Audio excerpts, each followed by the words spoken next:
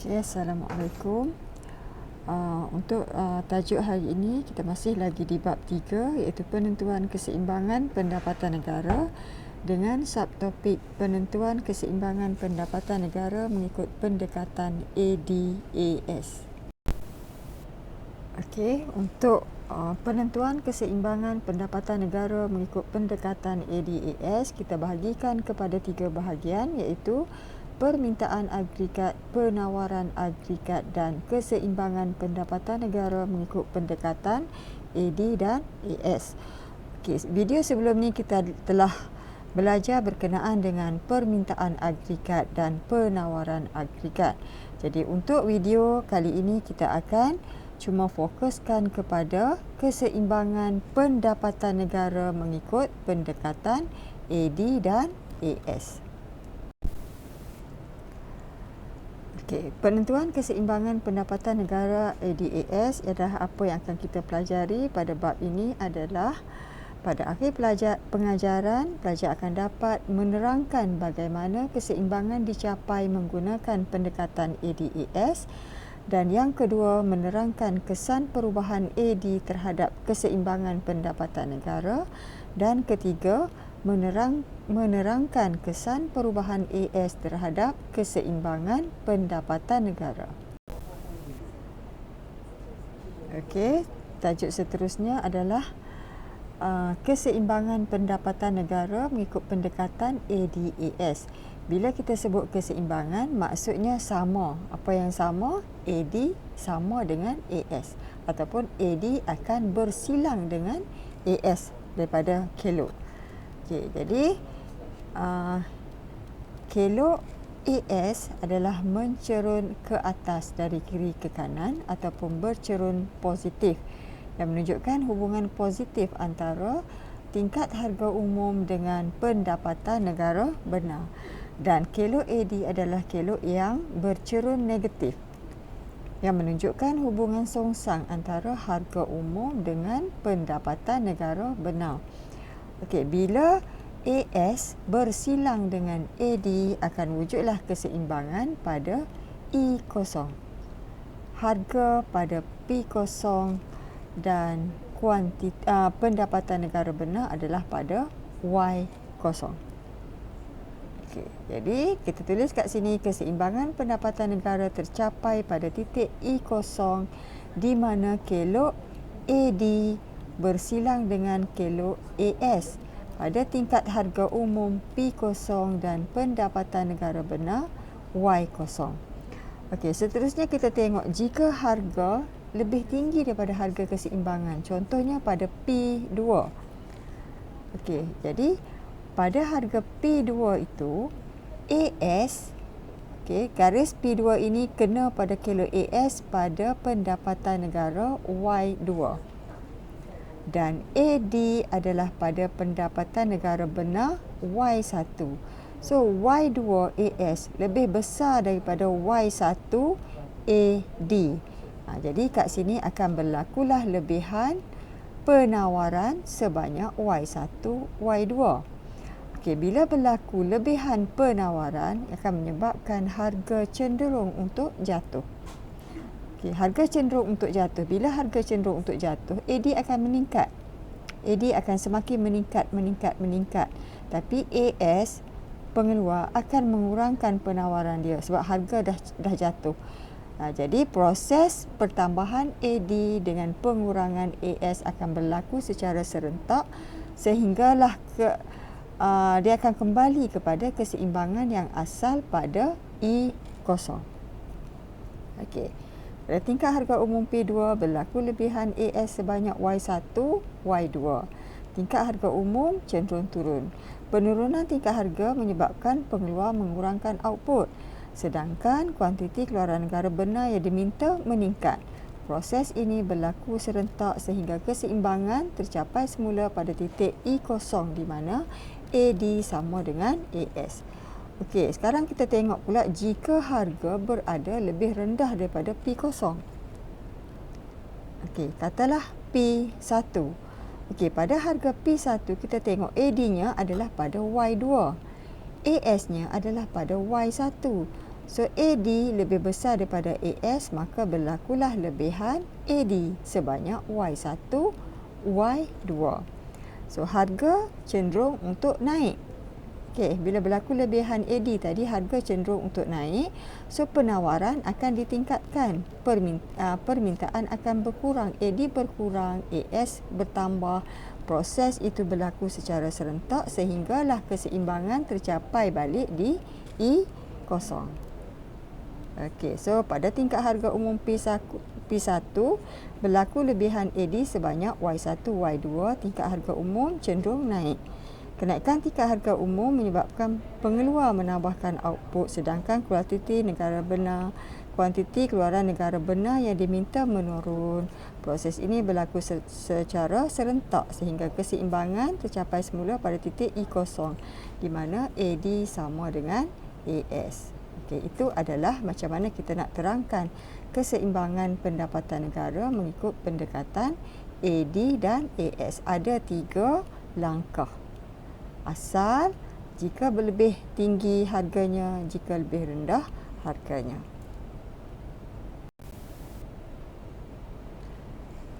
Okey.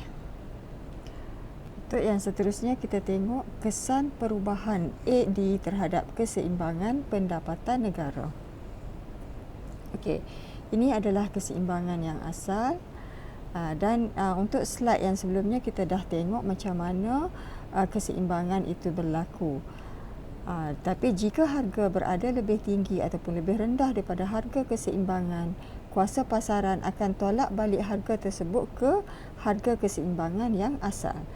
Okey, tapi jika berlakunya perubahan dalam AD, iaitu peralihan AD sama ada ke kiri ataupun ke kanan, harga dan pendapatan negara benar, keseimbangan akan berubah. Dia tidak akan tetap di harga dan pendapatan negara benar yang asal.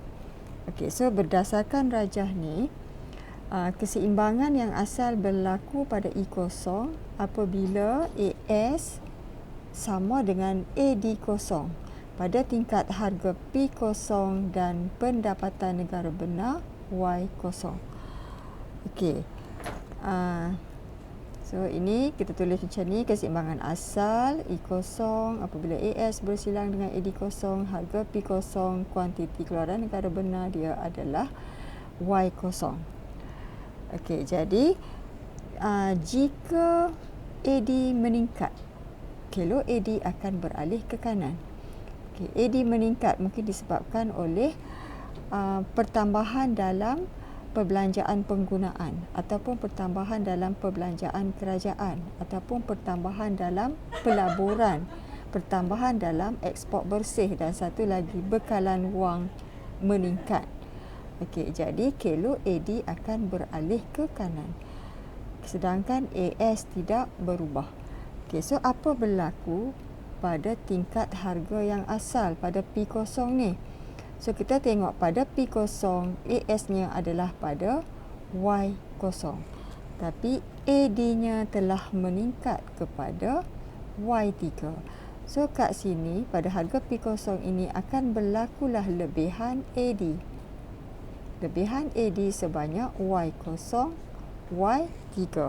So, bila berlaku lebihan AD, sebagaimana yang kita tahu pada slide yang sebelumnya, harga akan cenderung untuk naik.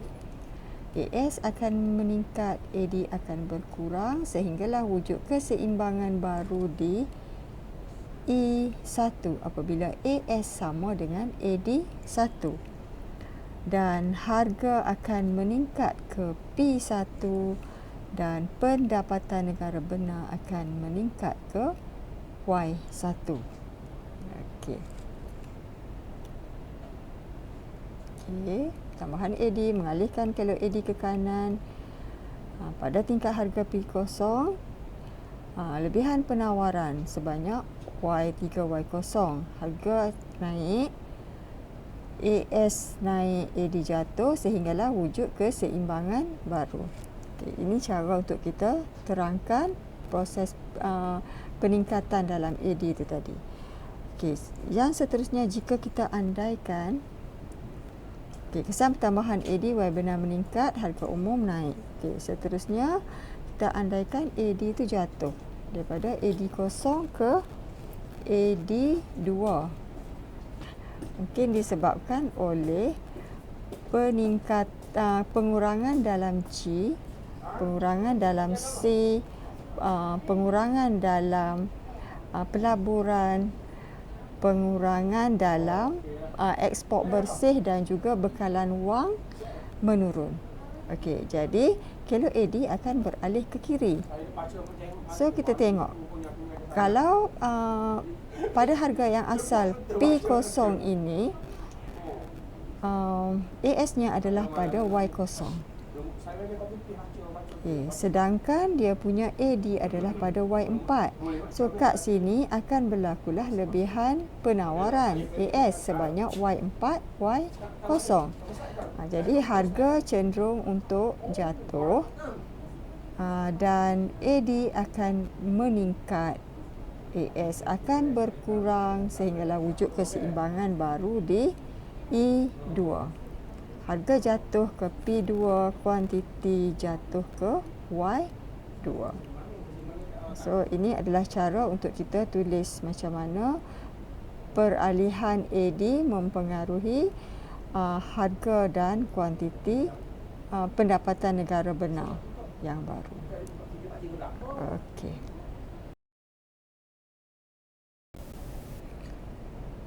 Okey, kita lihat untuk tajuk seterusnya, iaitu kesan perubahan AS terhadap keseimbangan pendapatan negara. Okey, so yang ini adalah keseimbangan yang asal apabila AS0 bersilang dengan AD pada titik E0. Harga adalah P0 dan pendapatan negara benar adalah Y0. Okey, so kita tulis keseimbangan asal ialah pada E0 di mana AS0 bersilang dengan AD. Tingkat harga umum keseimbangan asal pada P0 dan keluaran negara benar pada Y0. Okey. So perubahan dalam AS iaitu peralihan sama ada ke kiri ataupun ke kanan akan menyebabkan harga dan pendapatan negara benar keseimbangan akan berubah.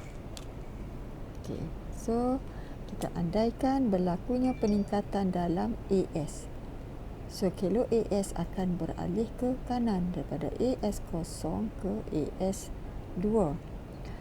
Okey, AS ini boleh meningkat disebabkan oleh antaranya adalah peningkatan dalam teknologi ataupun pertambahan dalam pengurangan dalam kos pengeluaran.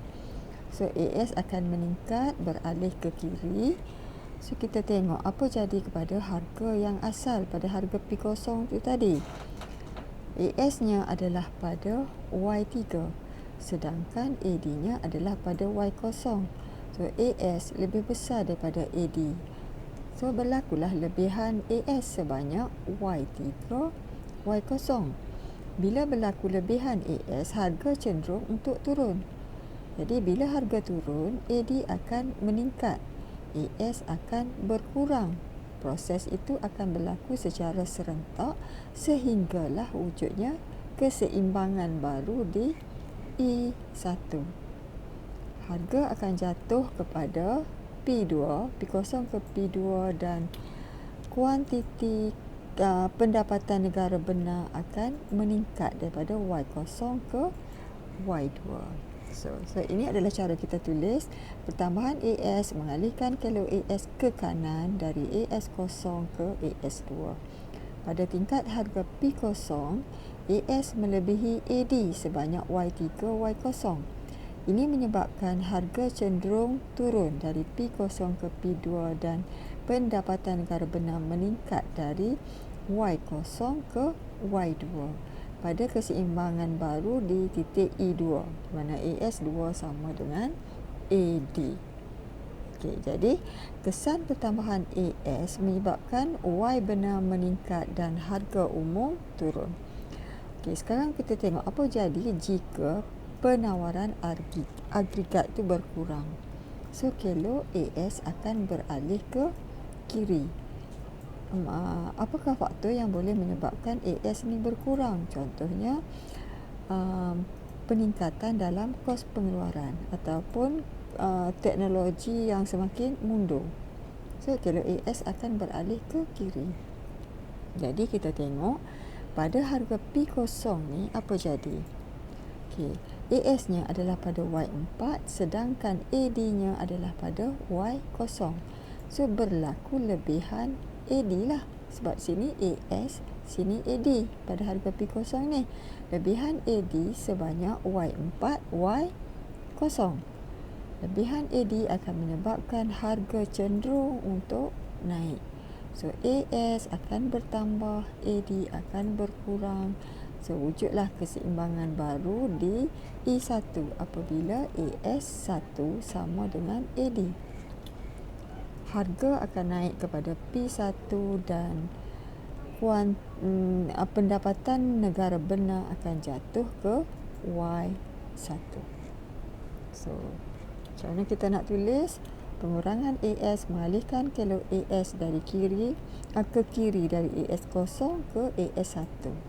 Pada tingkat harga P0, AD melebihi AS sebanyak Y0, Y4 menyebabkan harga cenderung meningkat dari P0 ke P1 dan pendapatan negara benar menurun dari Y0 ke Y1 pada keseimbangan baru di titik E1 di mana AS1 sama dengan AD.